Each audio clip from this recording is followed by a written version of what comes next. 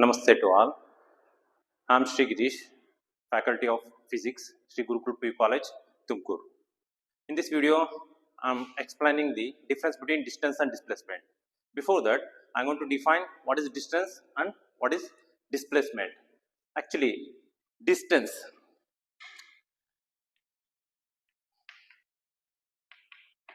Distance. We can define distance with a single word that is a path length. Distance means path length. Next, displacement. Displacement means it is the shortest path.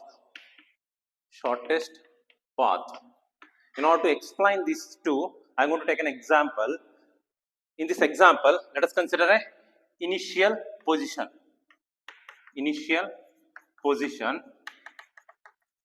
And it is a final position. If a body travels from this initial position to final position, there are so many ways to reach this final position. Let us consider this is the first path. Next path is this one. There are various paths to reach from initial to final positions. I am going to give the numbering for all these paths 4, 5. Okay. Here from initial to final position we are having so many paths or ways. All these paths becomes distance. That's what. There's a path length from initial to final position. That way we can define the distance. But displacement, it is a shortest path between initial to final position. That means there is a if you observe in this diagram, we are having a 1, 2, 3, 4, 5 ways to reach initial to final position. That means in this diagram we are having a 5 distance. That means 5 distance we are having, but there is only one displacement, which is a shortest path from initial to final position. By this we can differentiate the distance and displacement. That is the first difference. First difference is that there is only one displacement from initial to final position. There is only one shortest path from initial to final position, but we can have any number of distances. That's the first difference between the distance and displacement. That means distance can have any number of values from initial to final position, but displacement will be a single value.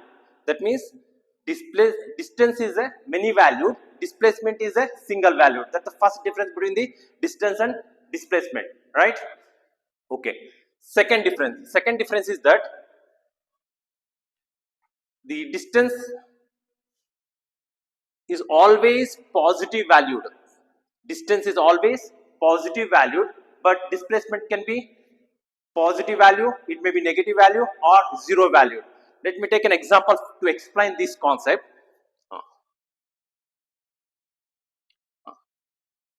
Let us take a scenario in which this is a initial point, this is the origin. I said that distance is always positive value. Distance is always positive value in a motion.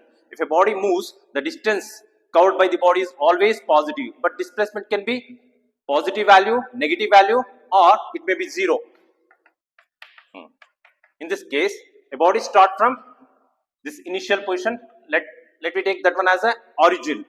This point, as it start to move in positive x-axis, distance start to increase. At the same time, displacement also increases, right? When it changes its direction, when it reaches the point A, let me mark this point A. Up to this interval of time, this is the initial position O, this is the final position A. It has traveled from initial position O to final position A. For this case, both distance and displacement are same. if it reverses its direction, let me assume that it reaches the position, this position, fifth, right? Now, displacement is phi from initial to this is a final. Now this becomes final position. This become final position. Displacement is phi, but distance covered will be 6 plus 1, 7, right? Likewise, if it reverses its direction and reaches again to the initial position, this is a final position. It becomes final position now. Now, the body has started from the origin and it has covered this much of distance and again come back to the this point. Then, for this case, the distance covered will be 6 plus 6, 12, 12 units, but displacement will be 0. Let us see here. Here, the displacement becomes 0, distance will be 12 only. As it continued in this reverse direction and it reaches this point, means this becomes final position. Here, if you see here, it started from origin, has reached this point and again come back to the again initial position and reverse direction up to till -2. If you take this origin as initial position, this E as final position. Now if you calculate the distance covered, this is 6 plus 6, 12, 12 plus 2, 14. Distance covered is 14, but displacement, initial position and final position we have to take care. The displacement is -2. I have explained all the three cases. That means distance is always positive value, but displacement can be positive value, negative value or 0 value. This is the second difference between the distance and displacement. And third difference is when a body moves from its initial position, distance always increases, it never decreases. For a moving body, distance always increases. Displacement, it may decrease. When it decreases means when the body changes its direction, displacement will start to decrease.